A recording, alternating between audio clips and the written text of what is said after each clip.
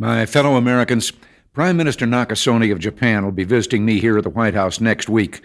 It's an important visit because while I expect to take up our relations with our good friend Japan, which overall remain excellent, recent disagreements between our two countries on the issue of trade will also be high on our agenda.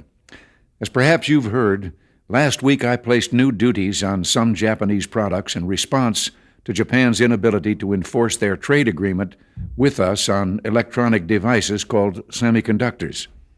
Now, imposing such tariffs or trade barriers and restrictions of any kind are steps that I am loath to take, and in a moment I'll mention the sound economic reasons for this, that over the long run such trade barriers hurt every American worker and consumer. But the Japanese semiconductors were a special case. We had clear evidence that Japanese companies were engaging in unfair trade practices that violated an agreement between Japan and the United States. We expect our trading partners to live up to their agreements. As I've often said, our commitment to free trade is also a commitment to fair trade. But in imposing these tariffs, we were just trying to deal with a particular problem, not begin a trade war. So next week, I'll be giving Prime Minister Nakasone this same message. We want to continue to work cooperatively on trade problems and want very much to lift these trade restrictions as soon as evidence permits.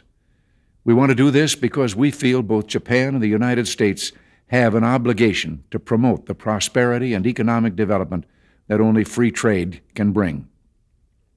Now, that message of free trade is one I conveyed to Canada's leaders a few weeks ago, and it was warmly received there.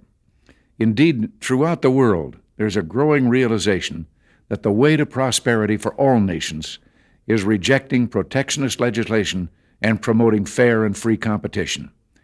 Now, there are sound historical reasons for this.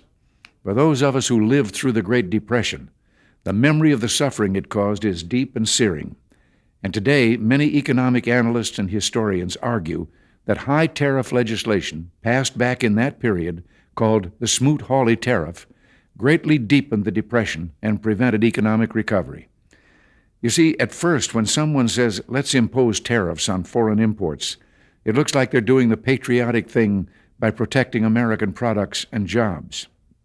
And sometimes for a short while it works, but only for a short time. What eventually occurs is, first, homegrown industries start relying on government protection in the form of high tariffs.